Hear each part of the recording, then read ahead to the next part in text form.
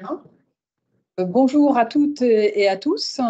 Ravi de vous accueillir ici chez Léonard, la plateforme d'innovation et de prospective de Vinci, et d'accueillir aussi bien sûr personnes qui sont en ligne, qui nous retrouvent en ligne. Je suis aussi ravie d'accueillir l'Institut national du sommeil et de la vigilance pour cette conférence de presse.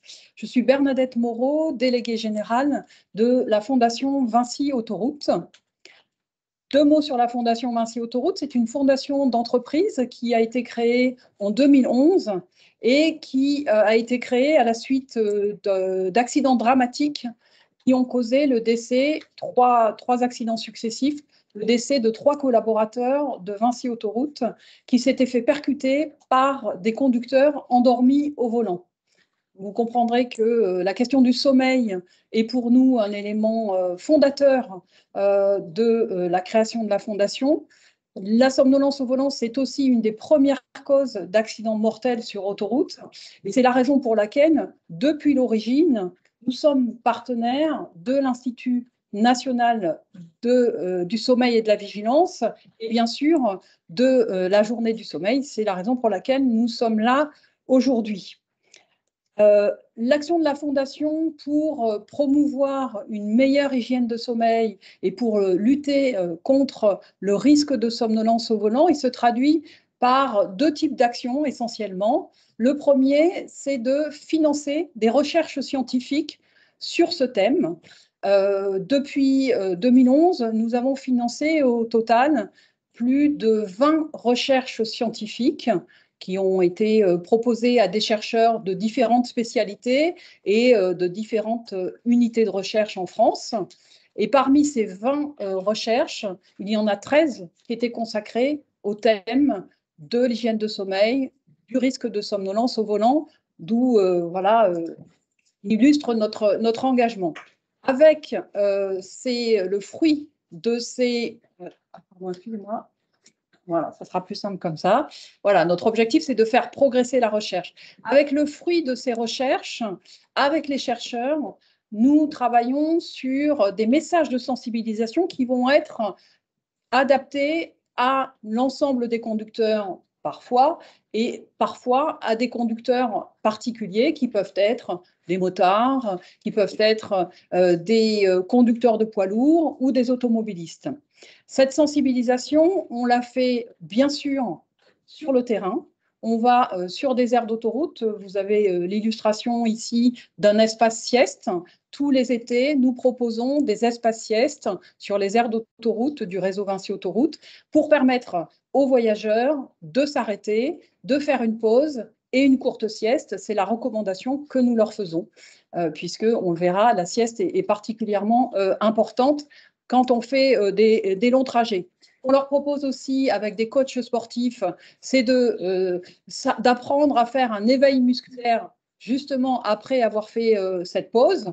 Parce que là aussi, vous le verrez, c'est important d'avoir une activité physique et sur la route, ça contribue à conserver et à maintenir et à préserver un bon niveau d'éveil.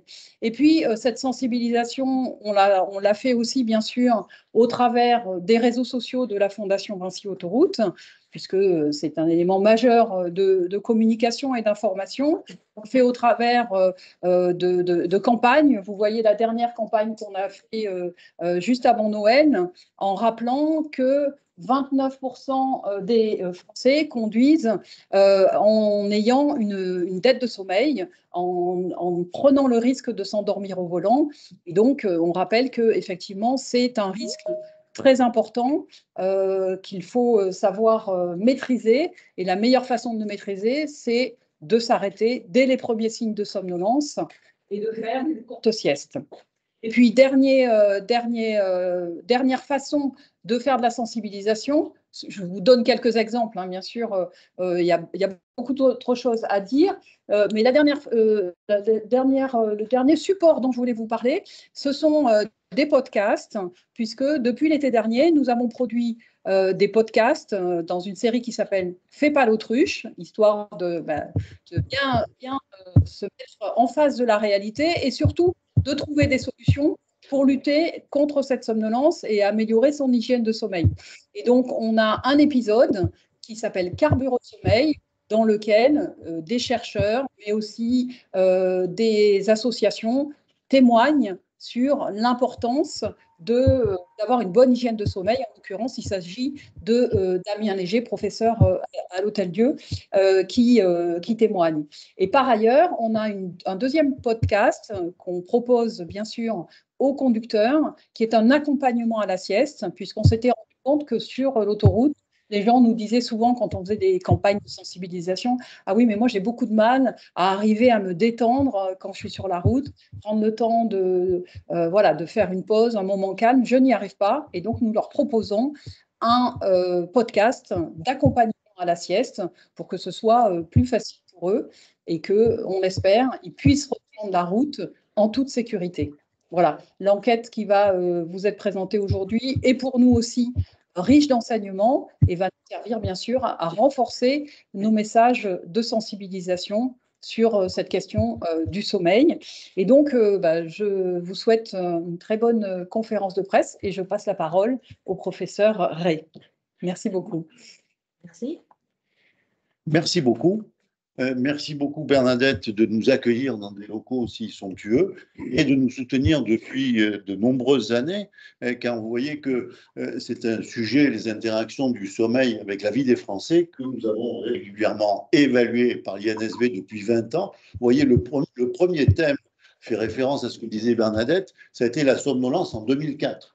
Donc, vous voyez que dès 2004, on commence à poser un certain nombre d'enquêtes de façon à évaluer ce sommeil des Français et de voir comment, dans la vie quotidienne, le sommeil est géré. Et vous voyez donc que ces enquêtes ont toujours comporté à peu près 1000 sujets français entre 18 et 65 ans. Parfois, les enquêtes étaient plus centrées sur les jeunes, 15-19, ou sur les sujets plus âgés de 50 ans. Et pourquoi explorer les liens cette année entre l'alimentation, le sommeil et l'activité physique? Eh bien, c'est pour adapter les messages de prévention dont vous a parlé Bernadette, qui permet en effet, avec cette prévention, d'améliorer le risque de somnolence et d'attirer l'attention sur le fait que les 3 piliers de notre santé font habituellement l'objet de campagnes de sensibilisation, mais de façon séparée.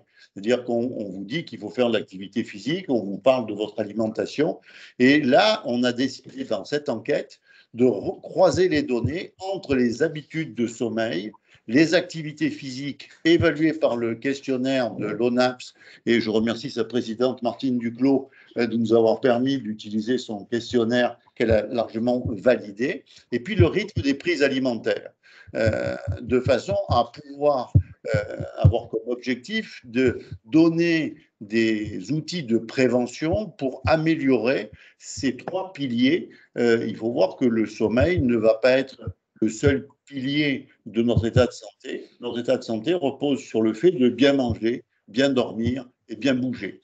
Et donc, c'est ces 3 piliers qui sont très importants et c'est cette enquête, donc dormir, bouger, manger, ces 3 piliers qui doivent faire l'objet de cette enquête. Nous avons réalisé donc avec Nadia Anlumo de Opinionway et je vous laisse commenter les résultats. Bonjour à tous. Écoutez, je suis ravie d'être là avec vous aujourd'hui. J'étais déjà là à la première enquête en 2004, ça rajeunit personne, mais je suis ravie d'être là encore aujourd'hui. Donc, on a interrogé en effet un échantillon d'un peu plus de 1000 personnes françaises âgées de 18 à 65 ans. On les a interrogées online au cours du mois de décembre et l'échantillon est représentatif des Français de cet âge-là en termes de genre, âge, profession et région. Alors, en effet, on a utilisé cette année, une fois n'est pas coutume, le questionnaire de l'ONAPS pour identifier 3 groupes. Des groupes par rapport à l'activité physique, où on a distingué les actifs qui font plus de 150 minutes par semaine d'activité physique à intensité modérée ou élevée, des inactifs. On a aussi un groupe par rapport au volume d'activité physique. Alors, je n'arrive jamais à retenir ce que veut dire MET. Donc, eux, ils sont caractérisés par la réalisation de Metabolic Equivalent of Task minutes par semaine. Donc, avec deux groupes, ceux qui sont actifs et ceux qui sont actifs plus, donc en rang plus actifs que la moyenne des actifs, et à l'inverse, les inactifs. Et puis enfin, une caractérisation aussi de l'échantillon par rapport au niveau de sédentarité, par rapport aux activités sédentaires qu'ils peuvent réaliser, avec du coup 3 groupes, une sédentarité faible, une sédentarité modérée et une sédentarité élevée. Alors, une des questions qui étaient posées dans ce questionnaire, c'était en effet de mesurer, selon eux, quelles étaient les actions qu'il fallait mener pour pouvoir entretenir ou développer, d'une part, ses capacités de performance physique sur la gauche et d'autre part, les capacités de performance intellectuelle. On voit que le sommeil est en très bonne position puisqu'il est en première place à la fois pour les performances physiques et les performances intellectuelles. Et il est suivi en effet des 2 thématiques de ce jour, l'alimentation équilibrée et l'exercice ou l'activité physique. On demandait également auprès des personnes qui souffrent d'un trouble du sommeil, on verra tout à l'heure que c'est un peu moins de la moitié des Français, donc c'est quand même une part non négligeable, ce qu'elles faisaient pour lutter contre ces troubles du sommeil. Donc 80% d'entre eux nous déclarent avoir pris au moins une mesure. Ces mesures, c'est là aussi des mesures assez vertueuses qui mettent en avant en effet le fait d'adopter des heures de sommeil réguliers, mais aussi tout de suite, on voit en dehors du traitement médicamenteux la pratique du sport et également une meilleure alimentation. On remarque en revanche la consultation des professionnels de santé est relativement peu importante alors qu'il s'agit pourtant de troubles quand même assez médicaux. Juste un commentaire là-dessus, c'est que malheureusement, vous voyez que le recours à des aides médicamenteuses reste supérieur au recours à des professionnels de santé. Donc, il y a beaucoup d'automédication. Et ça, il va falloir bien entendu essayer d'expliquer que ce n'est pas la bonne solution et que les horaires réguliers, la pratique du sport et la meilleure alimentation sont nettement plus efficaces que le recours à une aide médicamenteuse. Et donc, il faut essayer de se départir de ce réflexe. Je ne dors pas bien, je prends la pilule, je vais bien dormir. D'accord? Alors, on continue. Mais voilà. Donc, maintenant, on va voir. Alors, on a vu l'importance de la régularité et donc on va passer. Bonjour à toutes et tous. Tout d'abord, je tiens à m'excuser de ne pas pouvoir me joindre à vous aujourd'hui. Je suis retenu à l'INSERM pendant toute la semaine. J'aurais beaucoup aimé pouvoir répondre à vos questions et participer à cette belle conférence de presse de ce matin. En tout cas, je vais pouvoir, grâce à cette petite vidéo, vous parler bien, de l'importance de l'horloge biologique parce qu'elle permet de bien comprendre le rythme veille-sommeil. Vous devez avoir déjà entendu qu'il existe au cœur de notre cerveau une horloge biologique dite circadienne. Elle régule les rythmes de 24 heures. Ce qu'on a pu découvrir au cours des 20-30 dernières années, c'est que cette rythmicité biologique, 4h30, et donc la nature a mis en place des mécanismes qui permettent de garder cette horloge synchronisée à la journée de 24 heures, la journée sur Terre, et maintenir cette horloge parfaitement synchronisée à la journée de 24 heures, quelle que soit sa propre parfaitement synchronisée par la lumière, on va voir des rythmes biologiques parfaitement appropriés, c'est-à-dire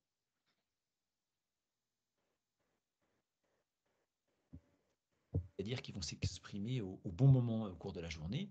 On voit par exemple ici en haut à droite cette courbe rouge qui représente la sécrétion de mélatonine. Vous savez que la mélatonine est l'hormone de la nuit et non pas l'hormone du sommeil.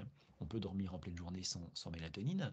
Cette hormone de la nuit, elle est libérée la nuit non pas parce qu'on éteint la lumière, et elle n'est pas inhibée le matin parce qu'on l'allume, mais elle est sécrétée la nuit parce que l'horloge va déclencher la sécrétion de cette hormone qui est impliquée dans la somnolence, donc dans l'installation du sommeil et aussi dans le maintien du sommeil au cours de la nuit. Il est donc important qu'elle soit sécrétée à ce moment-là, et pas trop tôt ni trop tard, sans quoi, trop tôt, on va avoir un réveil matinal précoce, et trop tard, une insomnie de début de nuit. De la même manière, l'horloge va déclencher une activité très spécifique du système nerveux autonome en faisant chuter la température au cours de la nuit. Et ce n'est pas uniquement parce qu'on est endormi ou allongé la nuit que la température chute, ça y contribue, mais c'est parce que l'horloge déclenche une chute de la température pendant la nuit que finalement on va... Bonjour à toutes et tous. Tout d'abord, je tiens à m'excuser de ne pas pouvoir... Excusez-moi. L'horloge déclenche une chute de la température pendant la nuit à optimiser et à la fois l'endormissement et le maintien du sommeil pendant toute la période nocturne.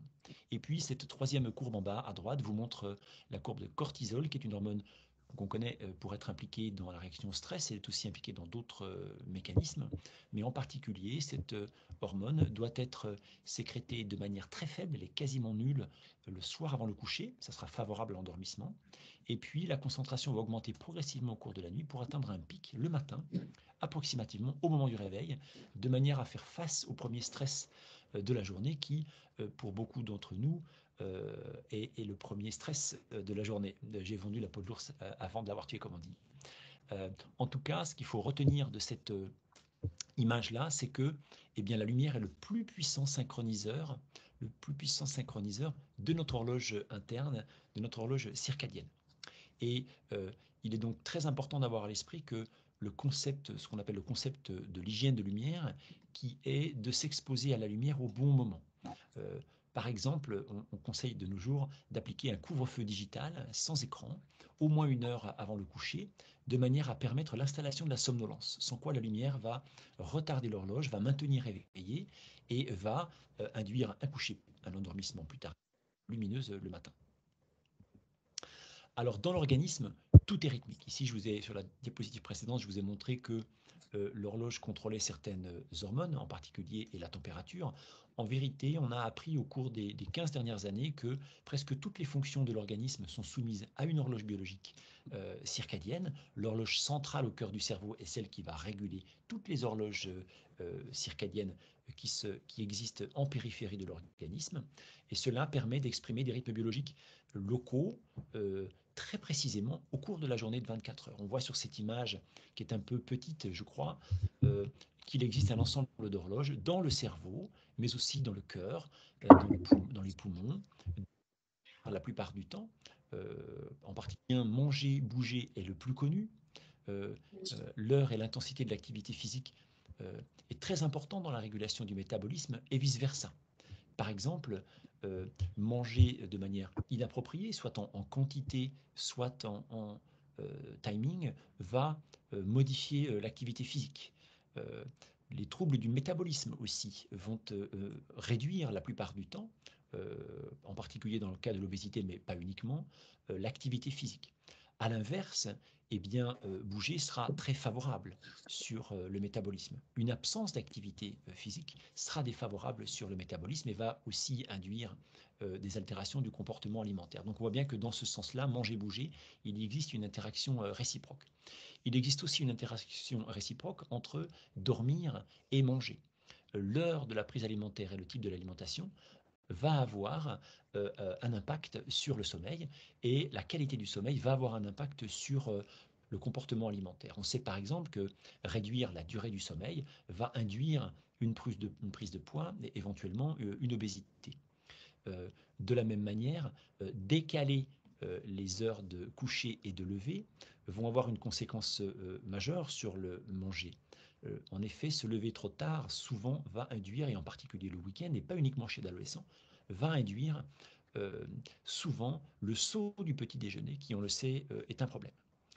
Dans l'autre sens, eh bien, on a appris ces quelques dernières années, c'est un travail récent, que l'heure du repas, non seulement la quantité, mais aussi l'heure du repas est très importante, et que manger trop tardivement va induire un retard de l'endormissement et peut avoir des conséquences très importantes à différents niveaux. Par exemple, au niveau du métabolisme.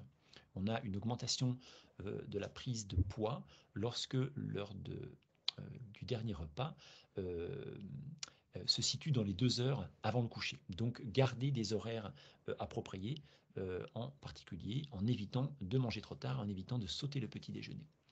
Concernant cette flèche maintenant, cette interaction entre dormir et bouger, eh bien, on sait que le sommeil est impliqué dans la régulation de l'activité physique. Cette activité physique a toujours un rôle bénéfique sur le sommeil lorsqu'elle est pratiquée pendant la journée et là encore au bon moment, c'est-à-dire au moins 2 heures avant l'heure de coucher. Les études récentes montrent que une activité physique trop tardive peut induire une perturbation du sommeil, en particulier un retard de l'endormissement. De la même manière, pour la flèche dans l'autre sens, eh bien, un lever tardif ou une quantité de sommeil insuffisante vont avoir un impact sur l'activité physique, en particulier vont réduire la quantité d'activité physique la journée qui suit et vont décaler l'activité physique justement vers le soir, là où cette activité physique va avoir un impact négatif sur le sommeil.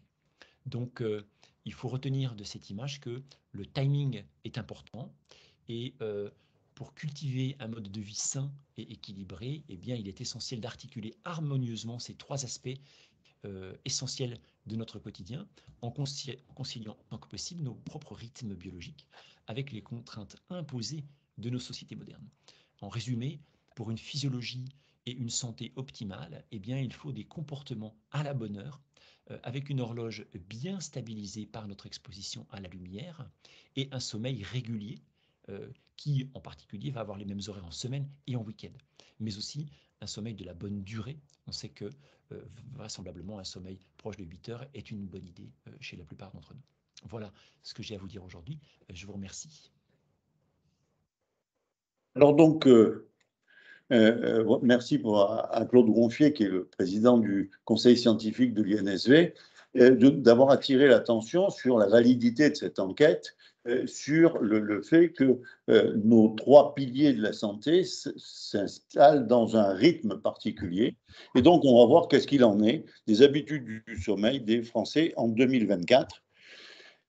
Et donc, voilà les résultats en termes de sommeil. Oui, avec comme dans toutes les enquêtes, on commençait par ça, hein, les heures de coucher, les heures de réveil, le temps qu'on met à s'endormir et donc la durée moyenne de sommeil. Donc, ce qu'on voit sur les horaires en semaine ou pour les jours de travail, c'est que en moyenne, donc les personnes se couchent à 23h06 et se réveillent à 6h24. Ce qui est intéressant, c'est de voir qu'en effet, chez les jeunes, l'heure de coucher est plus tardive et l'heure de réveil également. Le temps d'endormissement est de 37 minutes et ce qui fait une durée moyenne de 6h42, une durée moyenne qui diminue puisqu'elle était de 6h58 en 2023.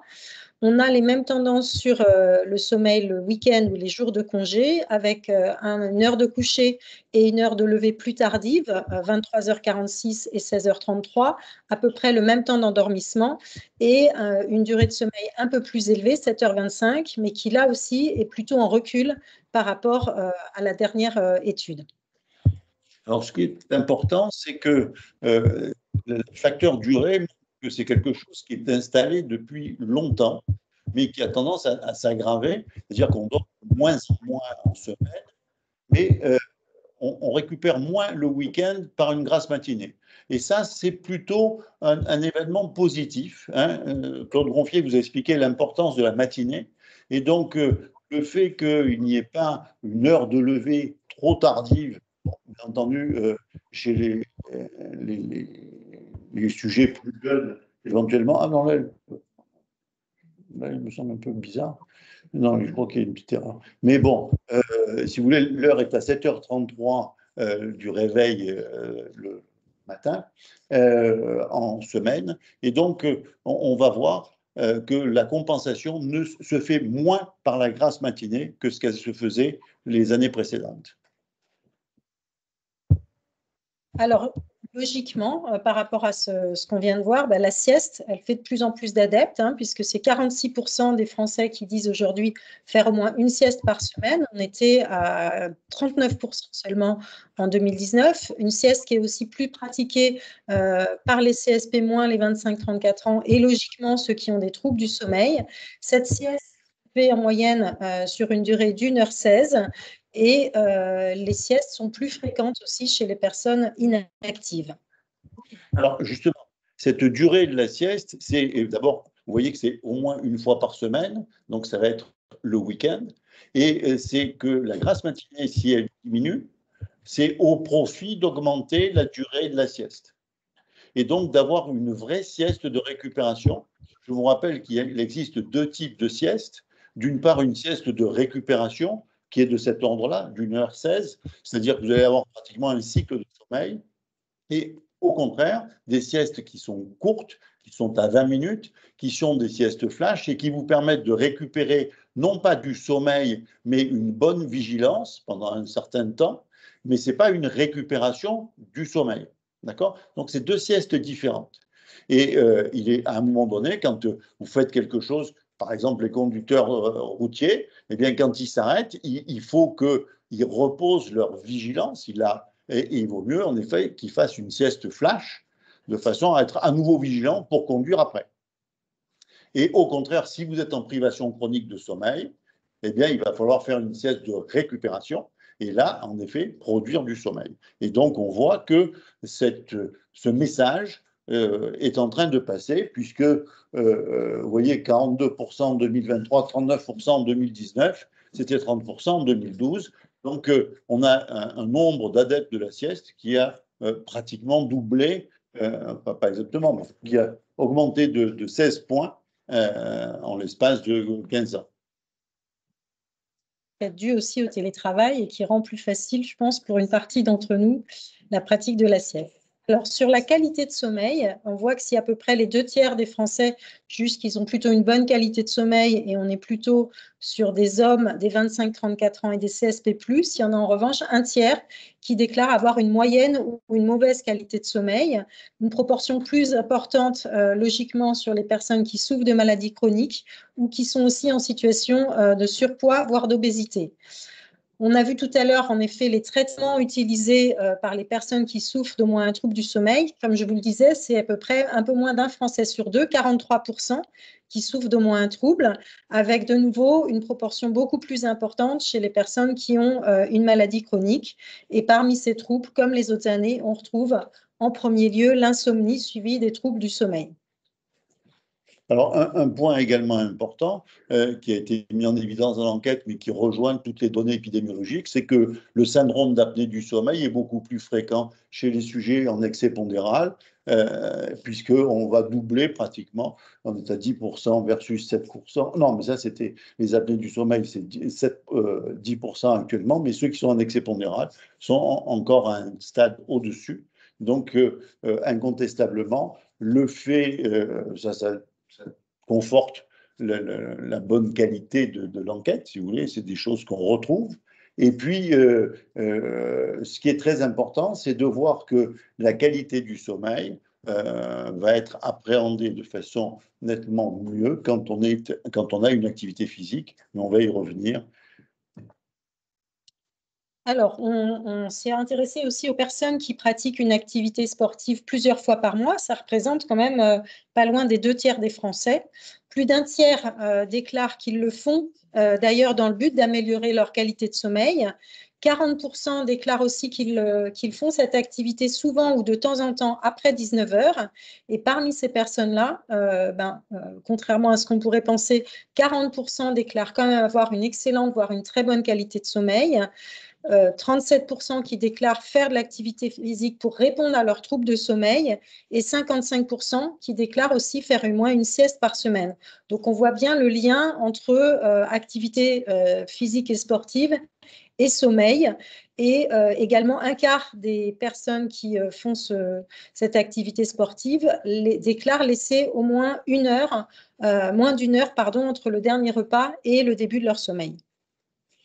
Alors ça, bien entendu, cet écart entre la fin de l'activité physique et le début du sommeil fait l'objet de nombreuses discussions, puisque vous avez vu ce que nous a dit Claude Gonfier, qui fait qu'on peut avoir un impact négatif sur le sommeil, avec d'ailleurs, on a observé une augmentation de la durée d'endormissement quand on fait une activité physique et qu'on va se coucher moins d'1 heure après. Donc, il faut quand même qu'il y ait 2 heures entre la fin de l'activité physique et le début du sommeil.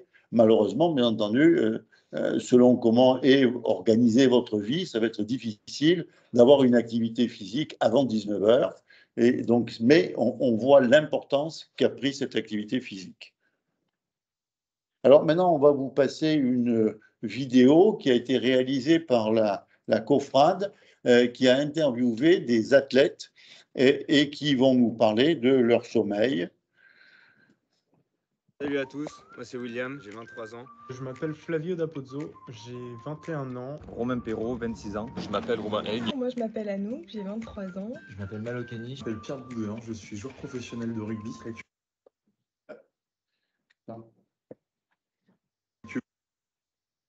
Salut à tous, moi c'est William, j'ai 23 ans. Je m'appelle Flavio D'Apozzo, j'ai 21 ans. Romain Perrault, 26 ans. Je m'appelle Romain Haig. Moi je m'appelle Anouk, j'ai 23 ans. Je m'appelle Malokani. Je m'appelle Pierre Boudin, je suis joueur professionnel de rugby. Actuellement, je joue au Stade Français Paris, une équipe de top 14, c'est la meilleure division de rugby en France. Je joue au hockey sur glace. Actuellement, j'évolue à l'Athletic Club de Boulogne-Billancourt. Je fais du para-athlétisme, en handisport. Je fais du saut en longueur et du sprint. J'ai le record de France dans ma catégorie et mon objectif est de faire les Jeux paralympiques 2024 à Paris cet été. Footballeur professionnel au GC Nice depuis 7 ans maintenant et je comptabilise plus de 120 matchs en pro. Actuellement, je suis champion d'Asie dans la catégorie 23 et j'ai eu plusieurs podiums sur des compétitions internationales, que ce soit en Asie mais aussi en Europe.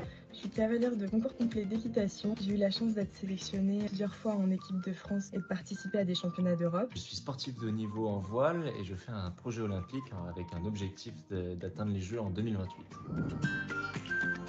Alors pourquoi le sommeil est hyper important pour un athlète de haut niveau? Tout simplement parce que ça aide à la récupération. Ça permet d'éviter également les blessures. Je me souviens d'un match où la veille je dors très mal et je peux vous dire que le lendemain je me sentais faible, en manque d'énergie. Il faut savoir que veille de compète, j'ai mon rituel. En fait, j'ai pas pu le respecter. Je suis rentré, il était minuit, 1h. Je crois que j'ai dormi 4 heures. Et j'étais nul le lendemain. Quand je ressens un manque de sommeil, j'ai tendance à être plus irritable, à avoir moins de patience, à m'énerver un peu plus vite. Le manque de sommeil, il porte également atteinte à ma santé mentale. Le sommeil insuffisant, il aggrave le risque de burn-out. Ça peut aussi rendre difficile ma gestion du stress et de mes émotions. Si je suis avec des personnes et que j'ai mal dormi, je vais tendance à être plus aigri. Pour ceux qui ne savent pas, être gardien, c'est quelque chose qui requiert beaucoup de concentration. Dès qu'on n'a pas eu assez de sommeil, on le sent. On voit moins bien les actions, on voit moins bien les palais. J'ai tout simplement fait une erreur de parcours. Ça m'a coûté des secondes au niveau du chronomètre et ça m'a fait perdre une place sur le podium. Il y a quelques années, j'ai eu une grave blessure à l'épaule, une luxation. Les 3 nuits qui ont précédé cette grosse blessure, j'avais pas très bien dormi, la fatigue s'était accumulée. J'étais plus propice à la blessure et ce jour-là, c'est arrivé. Et c'est quelque chose que vraiment j'ai compris plus tard, pas que pour mes performances sportives, mais aussi pour mes performances en sport. J'ai aussi des études, c'est tout ce que c'est de s'endormir en salle de classe. Quant à ma routine de sommeil, c'est quelque chose que j'essaie vraiment d'améliorer. J'essaye d'avoir à peu près entre 8 à 10 heures de sommeil par nuit. J'essaie de dormir entre 8 et 9 heures. J'essaie de dormir au moins 8 heures par nuit, donc j'ai ma petite application santé sur mon téléphone. J'essaie de rentrer chez moi, d'éviter les écrans, essayer de pas manger trop tard. Je prends toujours aussi des tisanes. Le plus tôt possible, me mettre dans mon lit, me mettre dans le noir complet, enlever toutes les distractions. Et ce que j'essaye d'appliquer aussi, c'est d'essayer de couper les écrans avant de dormir pour s'endormir plus facilement. J'essaie de poser les écrans. Pourquoi pas lire. Mais même si je m'endors pas rapidement à cause de l'adrénaline du sport, j'essaie vraiment de me relaxer autant que possible et éventuellement je m'endors. Et aussi avoir des heures de repos pendant la journée. On peut aussi faire des siestes de 20 à 30 minutes pendant les après-midi pour optimiser au maximum notre récupération et les plages de repos. La devise pour nous, les sportifs, ce serait vraiment de passer une bonne journée avec une bonne nuit de sommeil. Une bonne journée, comme on dit, ça commence par une bonne nuit de sommeil. Une bonne journée commence par une bonne nuit de sommeil. Une bonne journée commence par une bonne nuit de sommeil. Une bonne journée commence avec une bonne nuit. Une bonne journée commence avec une bonne nuit de sommeil. Je vous encourage à le faire dans la vie de tous les jours et vous verrez que les résultats seront visibles.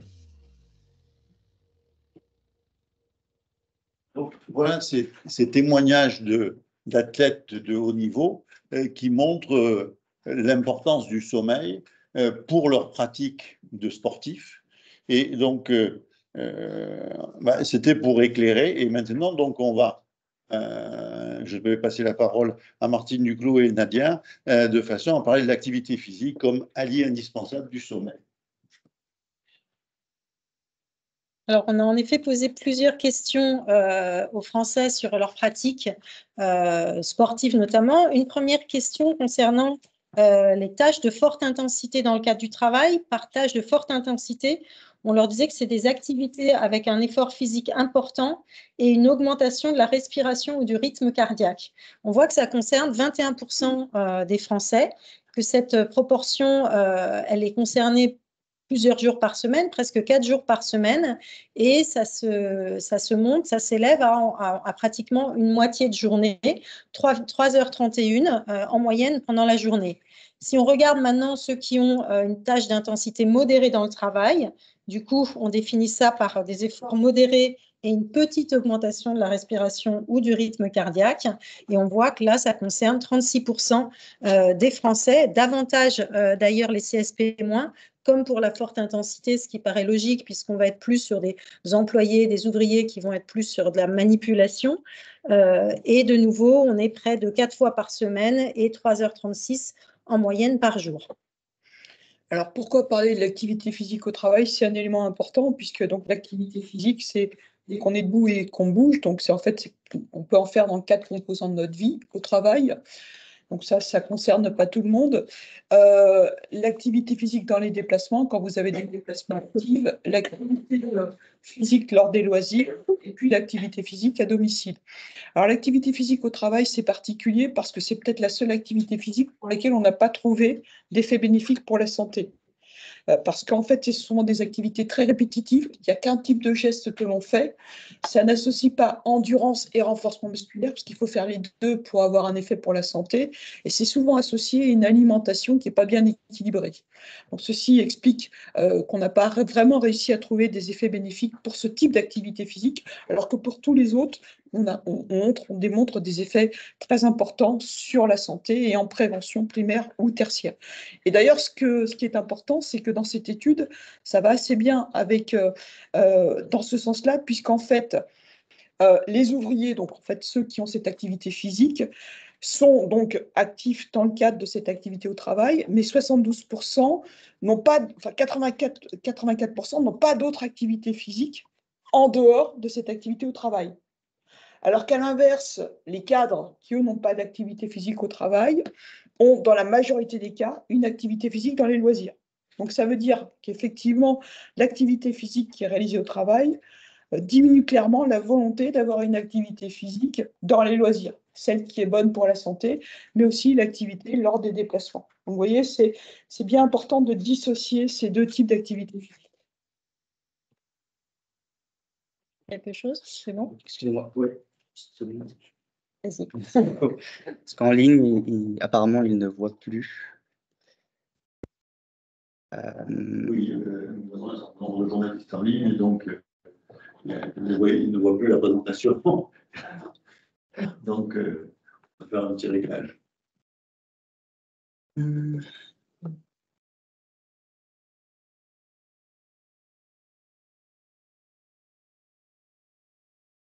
J'ai l'impression que ça ne passe plus.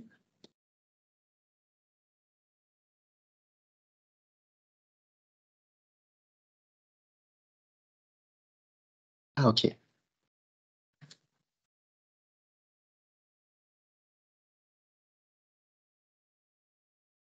que maintenant...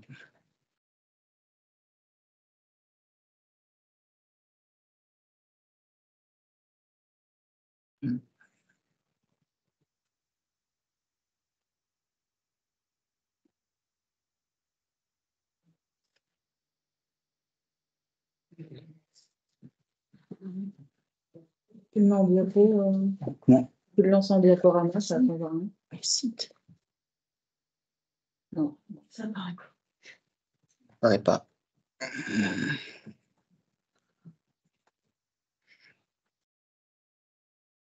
Ce qu'on va...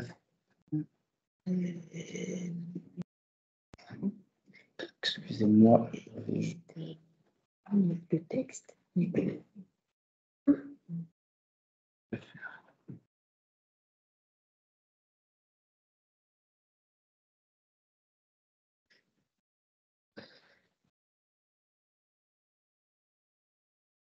Le diaporama ne veut plus apparaître.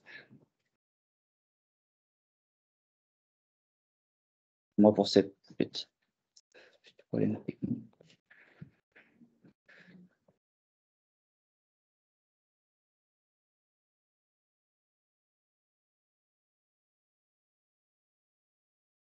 Voilà. Ouais.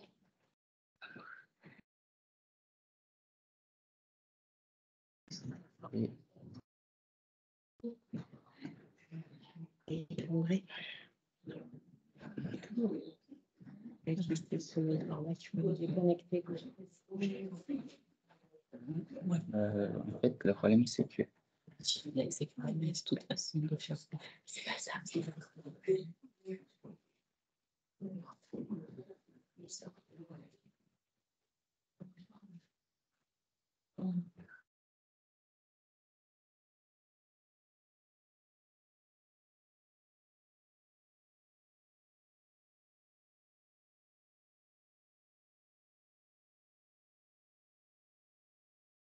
peut-être à faire une pause, puisqu'on parlait justement du bénéfice de faire des petites pauses. et c'est reparti.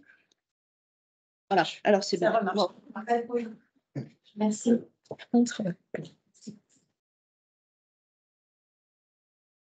Donc, on a vu l'activité pendant le travail. On va regarder maintenant quelle est l'activité physique. On distingue là aussi l'activité physique ou sportive de forte intensité.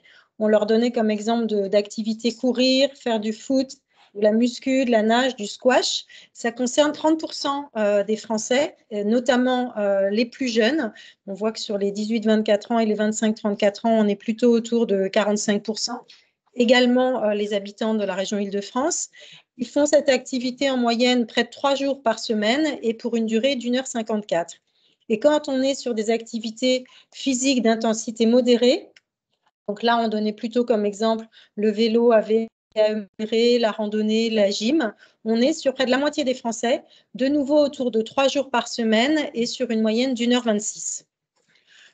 Alors, bon, je pense qu'il y a une surestimation de l'activité de forte intensité, puisque par définition, on ne pouvait répondre que par des onomatopées. Donc, ça me semble difficile de faire en moyenne presque 2 heures d'activité très intensive. Hein. En gros, c'est, en fait, vous faites un sprint, ou enfin l'équivalent, ou un jogging très intense. Donc, c'est très peu probable. Ça veut dire que c'est mal estimé. Néanmoins, si on reste à 54% qui disent faire une activité d'intensité modérée, c'est déjà très bien. Bon, quoi qu'il en soit, si la question qui peut déduire de cette, qui peut vous venir à l'esprit, c'est qu'est-ce qui est important? Est-ce qu'il faut faire de la forte intensité ou de modéré? En fait, les recommandations, alors il y a juste un type, l'intensité, le modéré, c'est très très bien. La forte intensité, c'est intéressant quand on veut des bénéfices cardiovasculaires. On en a déjà quand on fait du modéré. Le modéré, ça marche pour tout. Pour le cardiovasculaire, pour le métabolique, pour l'obésité, pour le bien vieillir, pour l'eau, c'est très très bien. Si on veut un bénéfice supplémentaire sur la prévention cardiovasculaire, c'est l'intense. L'intérêt de l'intense par rapport au modéré, c'est que vous en faites moitié-moitié. C'est-à-dire les recommandations pour l'intense, c'est 75 à 150 minutes par semaine, alors que le modéré, c'est 150 à 300 minutes par semaine. Voilà. Après, ça dépend de votre condition physique. Si vous n'avez rien fait depuis 20 ans, vous n'allez pas commencer par faire de l'intense. Vous allez commencer par faire du modéré, voire du léger. Puis peu à peu, vous allez augmenter progressivement. Voilà, mais les deux sont possibles. Donc, c'est moi juste. Et la marche rapide? La marche rapide, ça peut être de l'intense. Alors, ça dépend. Si vous faites alors, ça peut être du modéré. Oui, c'est ça. Si vous êtes capable de. Mais donc, ça aussi, ça concerne l'activité physique. Et la marche, c'est de l'activité physique. Non, mais voilà. Non, mais parce que comme on n'en parlait pas. J'ai donné quelques exemples. Il y avait une. J'ai pas entendu. Ouais, la marche, excusez-moi. C'est une bonne question. La randonnée. La marche, c'est de l'activité physique. La marche, c'est de l'activité physique, y compris la marche que vous faites pour aller au travail. La deuxième chose, c'est quand vous faites de la marche nordique, vous pouvez aussi bien faire de la marche d'intensité modérée, si vous êtes capable de discuter avec la personne qui est avec vous, mais vous pouvez faire aussi de l'intense, si vous ne pouvez pas répondre d'autre façon que par des onomatopées. L'intérêt de la marche, c'est comme le jogging, vous pouvez régler votre intensité, ou si vous avez une côte et que vous avez décidé de ne pas la faire en marchant, ou de la faire en marchant vite. Voilà, c'est l'intérêt, on peut régler son Excusez-moi. Alors ensuite, on va revenir à nos 3 groupes dont on a parlé au début. Donc le premier groupe, c'est l'activité physique. Donc je vous rappelle, les actifs doivent réaliser plus de 150 minutes par semaine d'activité physique à intensité modérée à élevée. on voit que c'est les 2/3 des Français qui nous déclarent être dans ce groupe d'activité physique.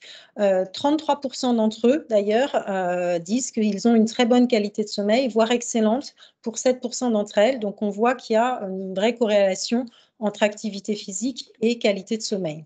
Oui, donc ça c'est très intéressant. Bon, premièrement, parce que les 63% de l'étude, de l'échantillon représentatif de la population française, qui est dans les recommandations, ça correspond à peu près aux dernières études en population française, hein, celle en particulier de Santé publique France. Donc ça montre à nouveau la bonne qualité de l'étude. Et la deuxième chose, bah, c'est des choses qu'on sait bien aussi, hein, c'est que l'activité physique, ça favorise le sommeil, alors par différents moyens. D'abord parce que ça diminue le stress. Deuxièmement, effectivement, comme ça a été montré par Claude Confier, c'est un élément qui stimule effectivement le sommeil. C'est nécessaire aussi pour avoir un bon sommeil.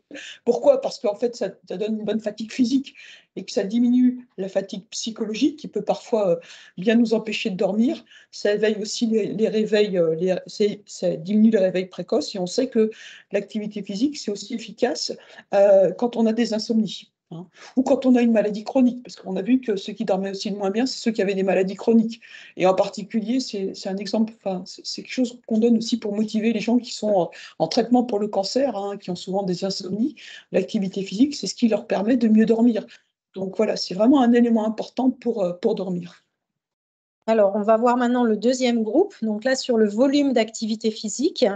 Donc là, on voit que pareil, à peu près les 2/3 sont dans la catégorie des actifs par rapport à ce volume d'activité physique. Et là aussi, on voit qu'il y a un lien entre activité physique, volume d'activité physique et sommeil, puisque 38% des personnes qui ont le plus important volume d'activité physique estiment aussi avoir une bonne qualité de sommeil et même excellente pour 10% d'entre elles. Voilà, donc là, ça va exactement dans le même sens, hein. Donc le volume, on atteint les recommandations, voire plus. Et là, on montre bien que, en fait, plus on en fait, bah, plus la qualité du sommeil est bonne. Et là, même justement, c'est ça qui est intéressant, c'est que l'étude montre même que les gens actifs vont même chercher à faire de l'activité physique pour améliorer leur sommeil. Donc ça va avec ce que je vous ai dit auparavant. Mais ce qui est intéressant, c'est que là, les Français ont bien compris que, en fait, on peut utiliser l'activité physique pour avoir un meilleur sommeil ou pour mieux dormir. Et donc, en plus, l'étude montre bien que c'est plutôt les CSP+, et les jeunes, c'est ça aussi qui est intéressant. Ça, c'est un élément nouveau. On aurait plutôt imaginé que c'était les quadras ou les quinquas qui avaient utilisé l'activité physique. Et là, c'est plutôt les jeunes, enfin, entre les 20 et jusqu'à 35 ans, 34 ans, qui vont utiliser l'activité physique pour mieux dormir. Donc ça, c'est un élément extrêmement positif, parce que c'est ceux aussi qui utilisent le plus les écrans. Donc ça, plutôt que prendre des pilules, voilà, et de s'automédiquer, faire de l'activité physique pour mieux dormir. Et alors, le 13e groupe, c'est donc par rapport à la sédentarité. Vous voyez que ceux qui ont une sédentarité faible, c'est seulement 16% de l'échantillon. Et on a 30% de sédentarité modérée. Le reste, donc près de la moitié des Français, étant dans une situation de sédentarité élevée. Et là aussi, il y a un lien très clair avec la qualité de sommeil, puisque plus le niveau de sédentarité est faible, meilleure est la qualité de sommeil. En revanche, la durée d'endormissement, elle va être plus longue chez les personnes les moins sédentaires et leur durée de sommeil va être également plus courte. Alors, à nouveau, la sédentarité, hein, c'est souvent confondu avec l'inactivité physique, ça n'a rien à voir. La sédentarité, c'est le temps que vous passez assis entre le moment où vous vous levez le matin et le moment où vous couchez le soir. Bien sûr, on ne compte pas le sommeil. Donc, en fait, on accumule très vite, hein. C'est le temps que vous passez dans les déplacements passifs, le temps que vous passez au travail, quand vous avez un travail assis, donc dans le tertiaire, et le temps que vous passez dans les loisirs. Donc, on va voir effectivement par la suite le temps que les Français passent en conditions assises. Et le problème, ce que montre cette étude, c'est que les Français sont actifs à 63%, mais ils sont sédentaires aussi à plus de 63%. Donc, en fait, on peut se trouver dans 4 catégories. Dans l'idéal, on est actif et non sédentaire. Et on va le voir dans l'étude. Je garde les chiffres, mais je garde la cerise. Enfin, c'est pas beau, hein. Enfin, c'est pas une bonne proportion. Là, on n'est pas content, mais bon, il y a des possibilités. Donc, dans l'idéal, on est actif, non sédentaire. La moins bonne portion, le plus délétère pour votre santé, c'est physiquement inactif, pas assez d'activité physique et trop de temps passé assis. Puis après, vous avez les deux intermédiaires. Voilà. Alors, pourquoi on s'intéresse à la sédentarité? Parce que on on a des taux, on vous demande en moyenne de passer 30 minutes assis, enfin, de faire 30 minutes d'activité physique par jour. Et en moyenne, on le verra, on passe 12 heures assis. Ben, la balance, elle est. Donc vraiment, on a un nouveau paradigme. Il faut changer nos paradigmes. C'est-à-dire, avant de demander aux gens de bouger, il faut déjà leur demander de passer moins de temps assis. Et quand vous passez moins de temps assis, ben, vous bougez, parce que vous allez remplacer du temps passé assis par de l'activité physique. Et je vous rappelle que la sédentarité, c'est aussi un facteur de risque de mortalité précoce et de développer des maladies chroniques.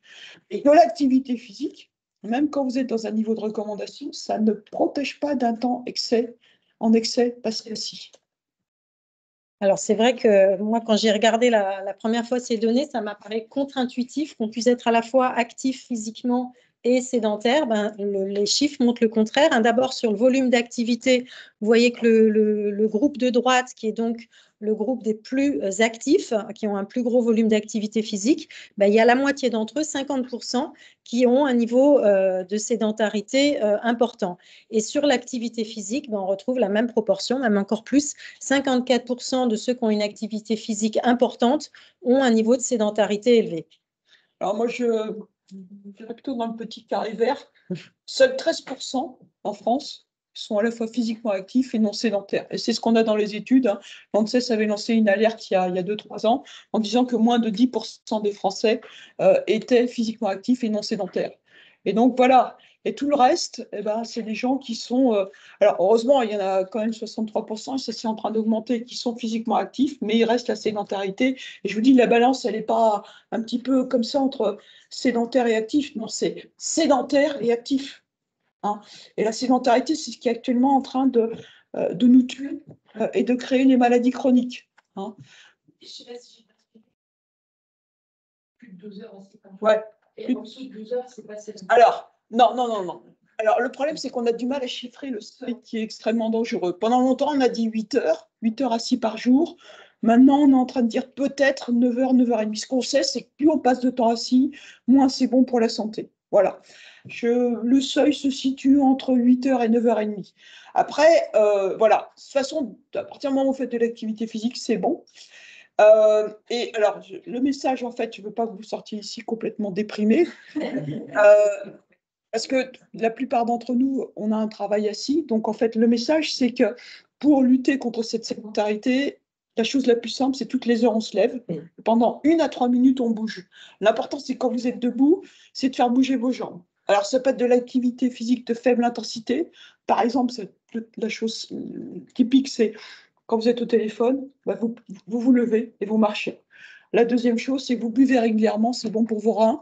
Ça donne envie d'aller aux toilettes pratiquement toutes les heures ou toutes les 2 heures. Donc, vous allez faire, voilà. Voilà, vous prenez les escaliers, etc. Mais ça peut être une activité vraiment de faible intensité. Après, vous pouvez faire du modéré ou de l'intense, sachant que comme on fait de plus en plus de télétravail, on peut l'utiliser pour la sieste. Mais on peut aussi l'utiliser pour faire des activités un peu plus importantes. Par exemple, le matin, pendant 1 à 3 minutes, vous pouvez faire des mouvements des membres inférieurs. Après, vous faites mouvement des membres supérieurs. Après, vous faites du gainage. Vous avez fait vos 3 minutes fois 8 heures. Vous avez déjà fait de l'activité physique. Et vous avez diminué votre temps passé assis. Ce qu'il faut éviter, c'est les temps prolongés assis. Faire des breaks de sédentarité. Et là, vous avez l'esprit un peu plus léger. Vous avez moins mal aux jambes. Et vous verrez que quand vous avez pris l'habitude de vous lever toutes les heures, c'est insupportable de rester 2 heures assis. Voilà. Donc, voilà l'élément important. Juste un petit élément pour. C'est quand même très important que les enfants soient moins sédentaires. Et vous venez de dire 2 heures assis, c'est souvent ce que l'on demande en classe. Ah oui. Et donc, pour l'instant, on va essayer de faire en sorte qu'il y ait en effet ces périodes où les enfants peuvent se lever, marcher, etc. C'est très important pour eux. S'ils apprennent la sédentarité, ils risquent de la reproduire à l'âge adulte. S'ils sont moins sédentaires, ils le reprendront moins. On travaille beaucoup là-dessus et c'est pour ça que... Alors ça vient des pays du Nord. C'est pour ça que dans les pays du Nord, les enfants ont des classes actives. C'est-à-dire ils font les cours où ils bougent. En fait, les enfants sont beaucoup plus concentrés. Nous, on a fait un travail où on a mis des vélo-bureaux sur les enfants de primaire. Et effectivement, les enfants étaient beaucoup plus... déjà, c'était comme il n'y avait que 3 vélo-bureaux, s'ils n'étaient pas sages, ils n'avaient pas le droit au vélo bureau. Donc la classe était beaucoup plus calme. Les enfants étaient très motivés. Donc voilà, il y a plein de choses qu'on peut faire. Les 30 minutes d'activité physique quotidienne aussi à l'école en primaire, l'idée c'est que ça peut être fait pendant les cours aussi, pour faire bouger les enfants. Et les témoignages des enfants sont assez fabuleux, hein, ça marche très très bien. Donc en fait, il y a plein de choses. Ça ne nécessite pas d'argent, c'est pas compliqué. Il faut déjà que les gens soient conscients que, un, c'est pas bon pour leur santé, et deux, il y a des choses très simples à faire. Excusez-moi juste d'intervenir, une question de Maxime Elbaz, directeur scientifique sommet de Sérénité. Merci. Ok, alors on reviendra aux questions à la fin. Je suis désolée. Alors, pour finir sur cette notion de sédentarité, on leur a demandé également quelles étaient les activités assises ou allongées au cours d'une semaine habituelle. Et on est hors période, enfin, activité professionnelle. Donc, ce qu'on voit, c'est qu'il y a 88% des Français qui passent au moins un certain temps devant les écrans. Ce temps étant en moyenne de 3 heures par jour. Et ça se répète en moyenne 5,4 jours par semaine. Heureusement, il y a quand même d'autres activités, 61% qui ont d'autres activités que devant un écran. On leur citait par exemple lecture, dessin, discussion avec des amis, etc. Et ces activités, c'est la moitié, un peu plus de la moitié des activités passées devant les écrans, 1h50. Et c'est également 4 jours, un peu plus de 4 jours en moyenne par semaine. Donc vous voyez, ça c'est temps passé assis en dehors du travail. Donc vous mettez 4 heures plus 2 heures, 5 heures. Vous rajoutez 8 heures au travail ou 7 heures et on arrive à 10-11 heures par jour de temps passé assis. Et ce que montrent les études, c'est les jours travaillés. Et les jours non travaillés, on pourrait se dire on est meilleur quand même, c'est 9 heures. Alors ça, c'est pour les adultes, hein. Je ne vous parlerai pas des enfants. Enfin, je dis les enfants, c'est 50% à 7 ans. C'est la première chose qu'on apprend effectivement à l'école, c'est s'asseoir. Donc à 7 ans, c'est 50% de la journée éveillée passée assis. Et à 14 ans, c'est 75% de la journée éveillée passée assis. C'est QFD, donc bougez-vous, passez moins de temps assis, dormez bien, faites de l'activité physique, moins de temps assis, remplacé par de l'activité physique.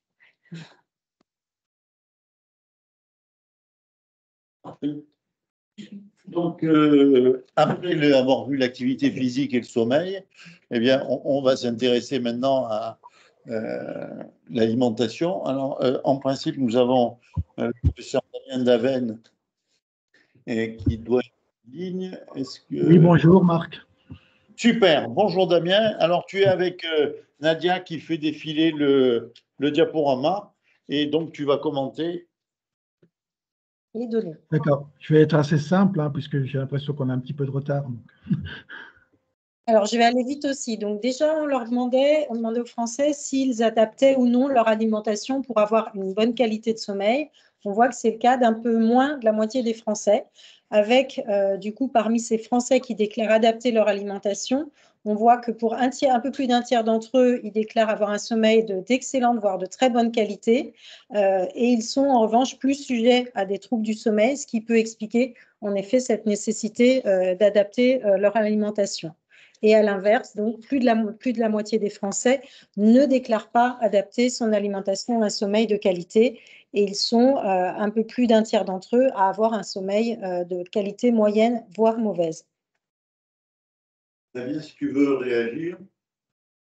Oui, ben c'est un peu comme Monsieur Jourdain avec la prose. Hein. C'est un petit peu naturel de tenir compte de son alimentation pour son sommeil.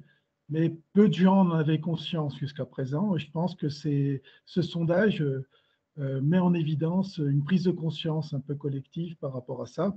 Et cette prise de conscience, elle vient des connaissances qu'on a sur les rythmes biologiques. Hein, comme l'a dit Claude tout à l'heure, il y a vraiment une interrelation entre manger, bouger, dormir. Et le manger est un élément clé aussi dans la régularité, du moins dans les signaux réguliers qui sont donnés à l'horloge pour que cette horloge fonctionne correctement. Alors ensuite, on leur demandait quel était le repas considéré comme le plus important dans la journée. On voit que c'est le déjeuner qui est considéré comme le plus important, que ce soit en semaine ou le week-end, par à peu près la moitié des personnes, et que le petit déjeuner n'est considéré comme important que par environ un tiers à un quart des Français, en fonction de si on s'intéresse à la semaine ou au week-end. Alors là, Là, il y a un vrai problème.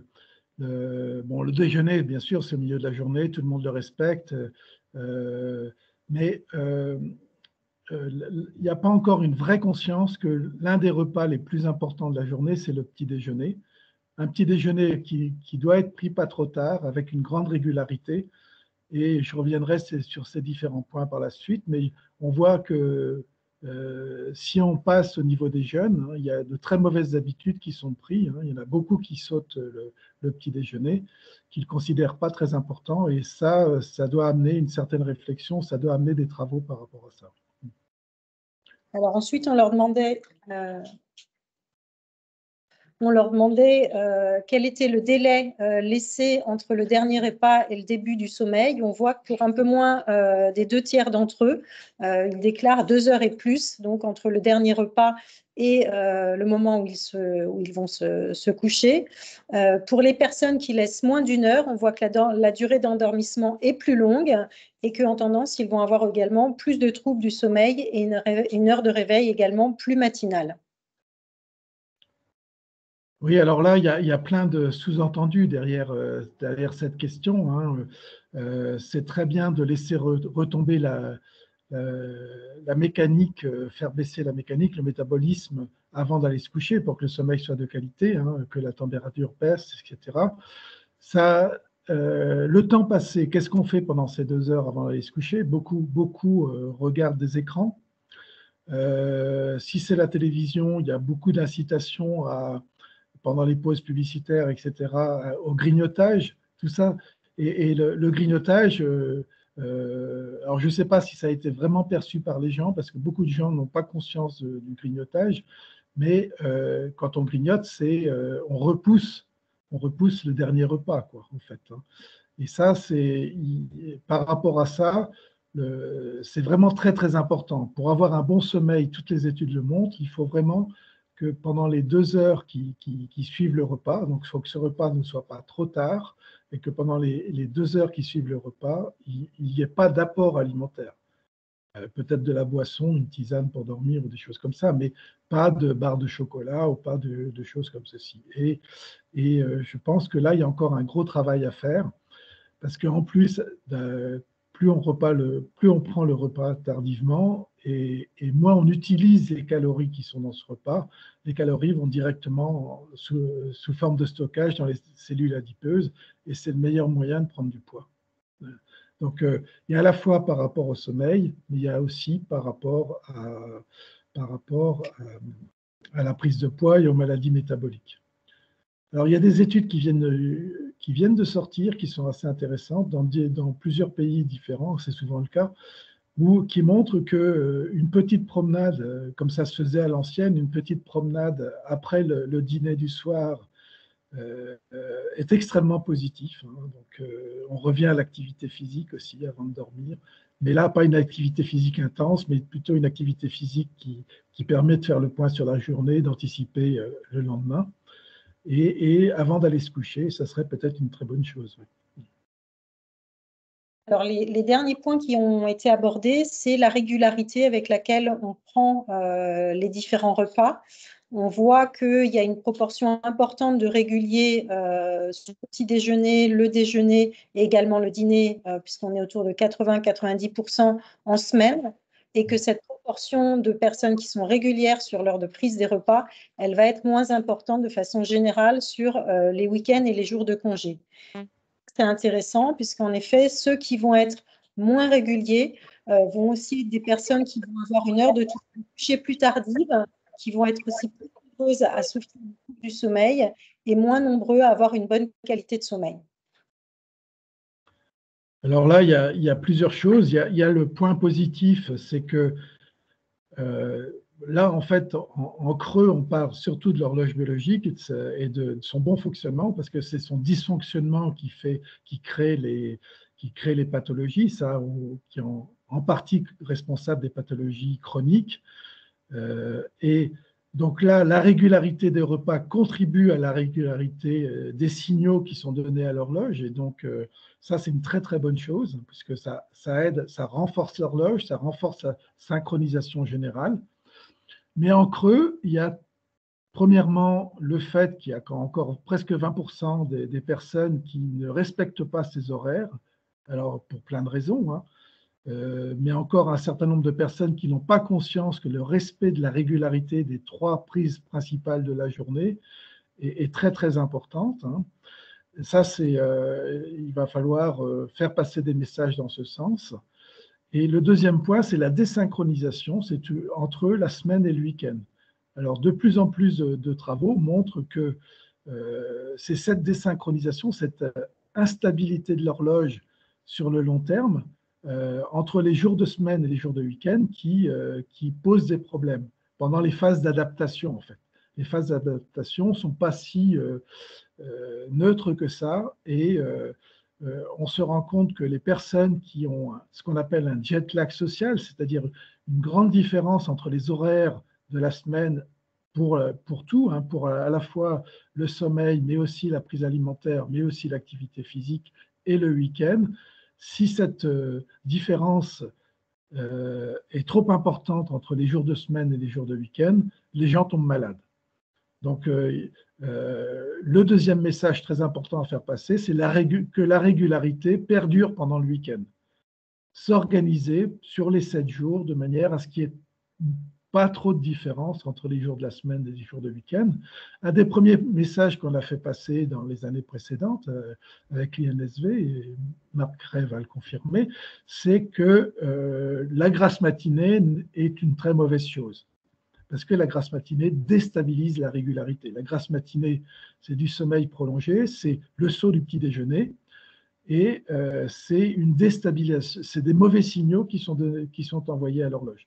Dans le même sens, il faut éviter d'autres choses, toutes les choses qui déstabilisent la rythmicité, les signaux qui sont envoyés à l'horloge pour que celle-ci ait des bons repères pour fonctionner correctement. Et dernière question, qui a aussi un lien avec le sommeil, c'est la pratique ou non d'un régime alimentaire.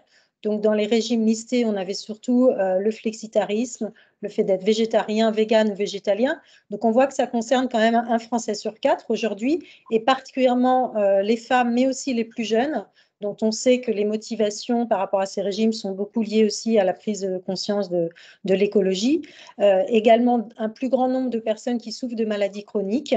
Et ceux qui ont du coup, qui suivent ce régime ont aussi un cercle vertueux, puisqu'ils sont aussi plus nombreux à réaliser plus d'activités physiques, et ils sont aussi plus nombreux à déclarer avoir un sommeil d'excellente, voire de très bonne qualité. Bon, là, on ne peut pas en dire grand-chose, si ce n'est qu'effectivement, quand on fait attention à sa santé, automatiquement, ça retombe sur l'alimentation. On ne peut pas aller beaucoup plus loin sur le contenu de l'alimentation, c'est-à-dire les nutriments. Bien sûr, il n'y a pas encore suffisamment d'études qui montrent que certains nutriments ont une influence directe sur le sommeil. On sait par exemple que des mauvais comportements comme la prise d'alcool le soir avant d'aller se coucher, un repas trop gras, etc., vont avoir des répercussions sur le sommeil. Mais pour l'instant, il n'y a pas suffisamment d'études pour dire quel type de nutriments, quel type de vitamines, quel type est efficace sur le sommeil. On sait globalement que les produits qui renferment du tryptophane vont influencer la sécrétion de sérotonine dans le cerveau et la mélatonine. Donc tout ça, ça va dans le bon sens. Mais aller un peu plus loin, il n'y a pas de. J'ai bien regardé la littérature, il n'y a pas grand-chose sur le sujet pour l'instant. Donc, il faut considérer ces comportements alimentaires comme des comportements de faire attention à sa santé. Chacun trouve sa solution. Merci beaucoup, Damien. Vous voyez bien que les 3 piliers dont on a parlé aujourd'hui, un certain nombre de Français en ont pris conscience et ont commencé à les mettre en place. On a insisté sur la régularité. La régularité, ça fait partie de la vie parce que la vie est dans des rythmes, et le fait de penser que l'on peut, comme une machine, se mettre sur arrêt, pause, puis faire… Mais non, les machines, ça marche comme ça, oui. Mais les humains, c'est du vivant, et le vivant nécessite d'avoir des rythmes, et quand on est en rythme, ben, les choses sont plutôt mieux, et les gens ont l'air d'y accéder.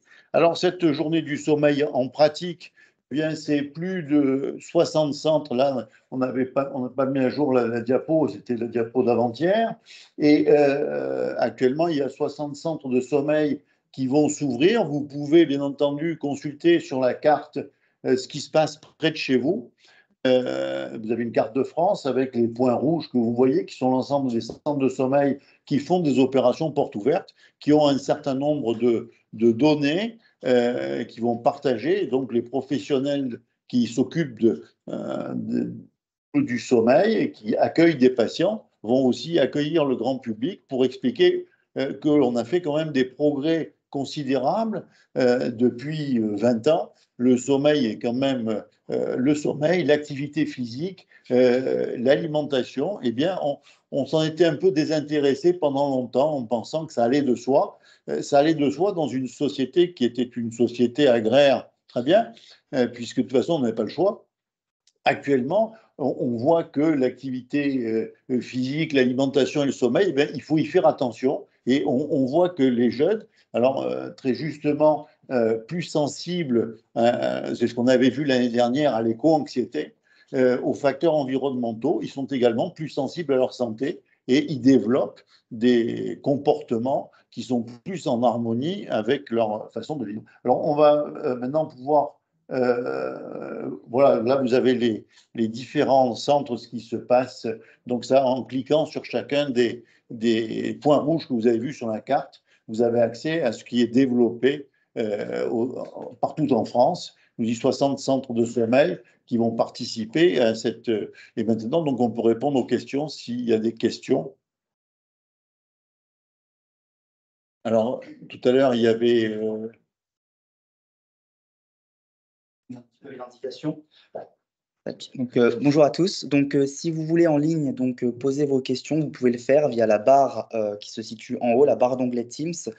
Vous avez un onglet qui s'appelle questions-réponses. Il faut cliquer sur créer un ticket. Et en fait, ça va créer un onglet de discussion. Vous allez pouvoir poser votre question et nous, on va la recevoir et on va la poser à haute voix pour que ici, vous puissiez également tous entendre la question.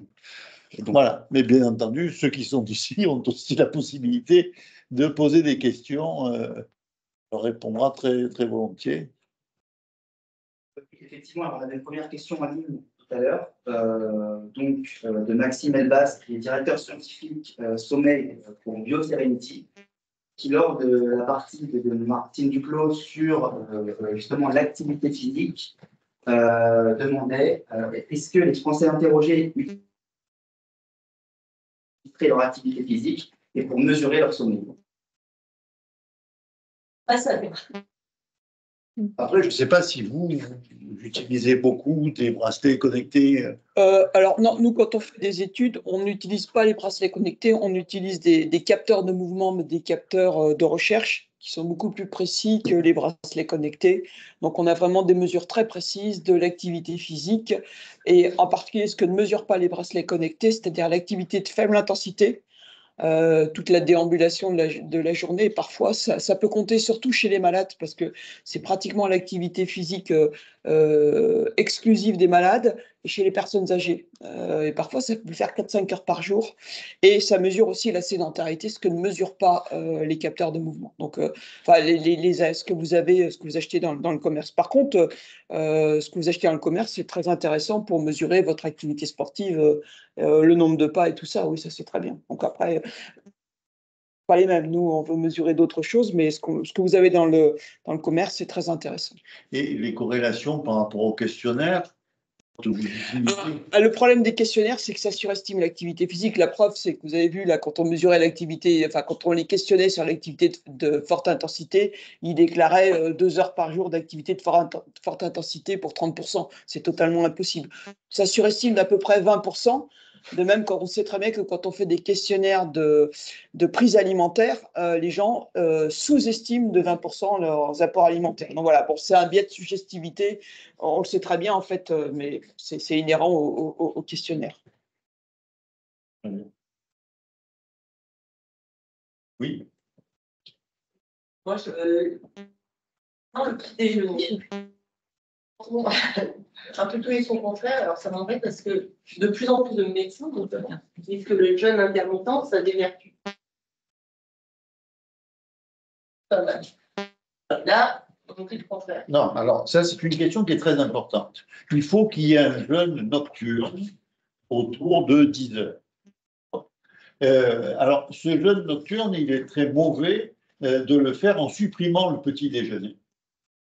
Il vaut mieux avoir un dîner le soir plus précoce, de façon à respecter ce jeûne nocturne. Pourquoi le petit déjeuner est important? Le petit déjeuner est important pour bien nous réveiller le matin. Il est très important le matin de s'exposer à la lumière du jour. C'est un signal. Et donc, ça va. Claude Bronfier vous a dit que notre horloge biologique, elle n'est pas sur 24 heures. Elle est sur 24h30 ou chez d'autres sur 23h30. Et donc, le mieux pour la resynchroniser, c'est le matin. Et le petit déjeuner le matin par l'échauffement lié à la digestion du petit déjeuner. Or, on est en période où la température va monter, d'accord? Et ça va permettre en plus de l'utiliser pour l'activité physique, parce que quand vous êtes en période de jeûne de 10 heures, si vous allez faire de l'activité physique et que vous n'avez rien mangé, vous risquez d'avoir des problèmes. Donc, le petit déjeuner est très important. Donc, attention, et nous, c'est un peu le problème qu'on a. Dans le message, que ce soit des nutritions.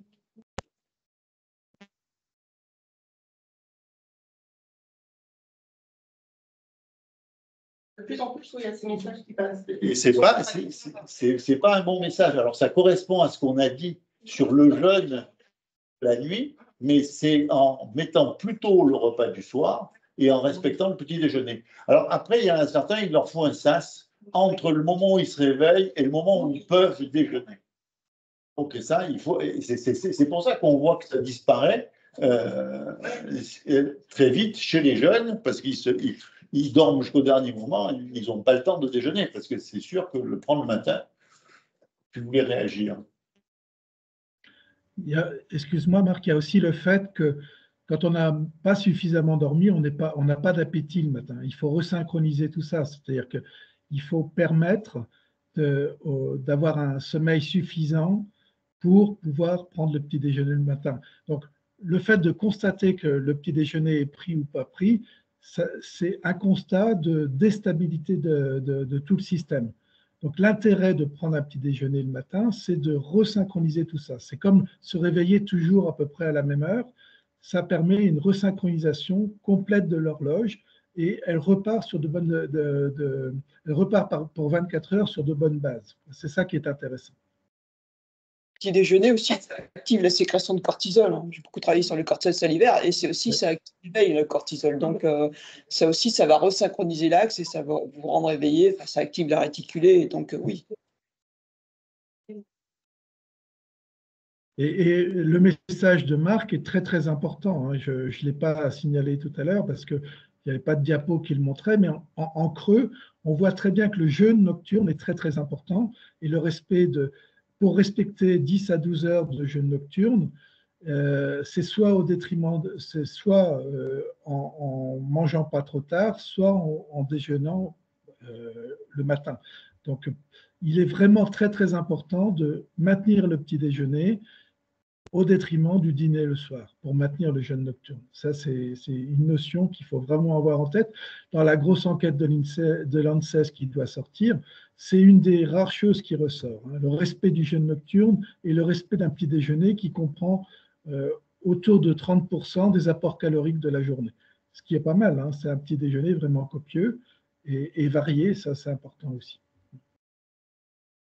Une autre question, Sophie Duméry, qui précise qu'au début des diapos, on a 20% des personnes qui ne font rien quand elles souffrent de troubles du sommeil. Est-ce un péril?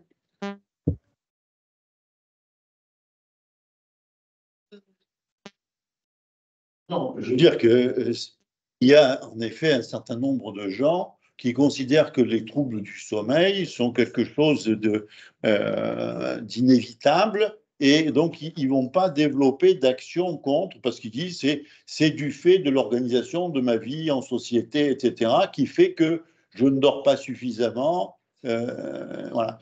Et donc, c'est quand même quelque chose qu'on a retrouvé dans les autres enquêtes, c'est-à-dire le fait qu'il y ait 20% de gens. Mais c'est exactement, si vous prenez une autre pathologie, les migraineux, il y en a plus de 50% qui ne se traitent pas.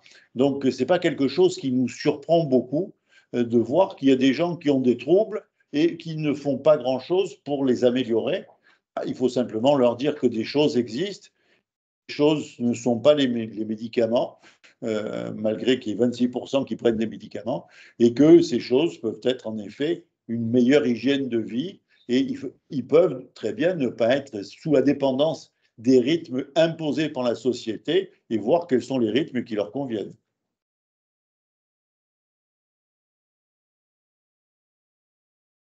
Les risques de mauvais sommeil sont en 3 niveaux. Au niveau du corps, c'est-à-dire qu'on vous l'a dit, vous avez une tendance à l'obésité quand vous êtes en privation chronique de sommeil. Vous avez un système immunitaire qui marche moins bien, on est plus sensible aux infections. Sur le plan neurologique, on a des troubles de la concentration, on a des troubles, bien entendu, de l'attention et bien entendu des troubles de la mémoire, puisque le sommeil nous permet de consolider ce qu'on a appris la nuit. Puis le troisième niveau, c'est le niveau psychologique. Et on a vu malheureusement dans l'enquête l'année dernière le nombre élevé de syndromes anxieux, enfin de symptomatologie anxieuse, 30% de la population, et de symptomatologie dépressive, 15% de la population, en rapport avec un manque chronique de sommeil. Donc c'est quelque chose aujourd'hui qui semble assez bien établi sur le rôle du sommeil comme déterminant de santé et de santé mentale. Une question un peu technique. Quelle part de variation interindividuelle en matière d'horloge circadienne versus, je l'ai vu là, petit gros dormeur, couche tôt, couche tard, faut-il se connaître d'abord pour être en phase avec soi-même, avec le recul nécessaire vis-à-vis des normes physiologiques connues? Tout à fait. Alors, il faut bien voir en effet qu'on n'est pas tous égaux devant le sommeil. Il y a des petits dormeurs. Petit dormeur, c'est moins de 7 heures et on est en pleine forme et tout va bien. Mais ça fait que 10% de la population.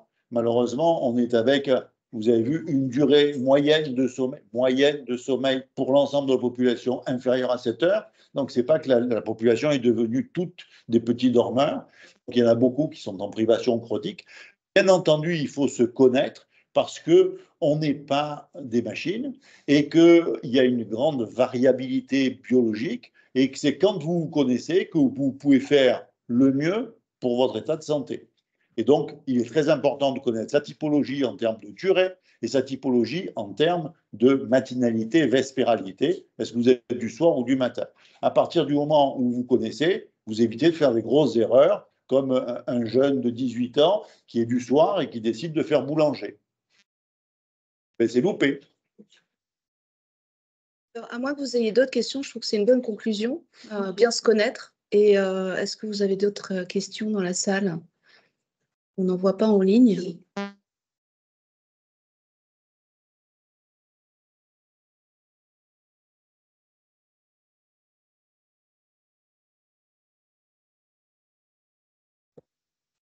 Est-ce que vous pouvez écrire un outil, entre guillemets, avec des exemples concrets pour se préparer à un bon sommeil? C'est en effet très, très important. C'est-à-dire que pour les athlètes, ils se sont mis de leur niveau. C'est-à-dire que s'ils voulaient faire une bonne performance le matin, il valait mieux qu'ils aient passé une bonne nuit. Parce que s'ils avaient passé une mauvaise nuit, c'était la catastrophe pour eux, qui sont des athlètes professionnels. Et pour monsieur tout le monde, il a souvent dans l'idée qu'il ne passera une bonne journée que s'il a passé une bonne nuit, comme il ne fasse jamais une bonne nuit. C'est une espèce de cercle vicieux. Et là, nous, on leur dit en effet que c'est l'inverse, que s'ils veulent passer une bonne nuit, il faut au moins qu'ils passent une bonne journée. Passer une bonne journée, ça veut dire quoi? Ça veut dire avoir de l'activité physique, être sorti à l'extérieur pour avoir la lumière du jour, avoir eu une alimentation correcte, avoir eu des interactions sociales et avoir ri. Vous n'avez pas ri de la journée, eh ben, il y a des ateliers du rire. Hein. Mais le rire est quelque chose qui est extrêmement important pour passer une bonne journée. Donc, vous avez tout un tas de moyens et les interactions sociales. Tout ça, ça va rentrer dans un rythme. Et donc là, vous allez construire une journée qui va être agréable parce que vous avez démarré. Le problème, c'est pour ça qu'on était un peu contre la grasse matinée, parce que quand vous démarrez le matin et que vous commencez à faire des choses, ben, votre journée est bien partie. Vous pouvez faire une sieste éventuellement. Ça, c'est pas un souci. Mais ça va vous permettre après d'avoir une bonne nuit que l'activité physique, par exemple, diminue le stress et diminue les impressions dépressives. Et donc, une façon de ne pas être triste, c'est rire et avoir une activité physique. Aussi efficace, les méta-analyses montrent que l'activité physique est aussi efficace que les anxiolytiques chez les sujets anxieux et sujets soumis à stress chronique. De même, dans les dépressions, avant c'était des dépressions légères à modérées, maintenant même chez les dépressions importantes, l'activité physique est aussi importante, aussi efficace que les antidépresseurs.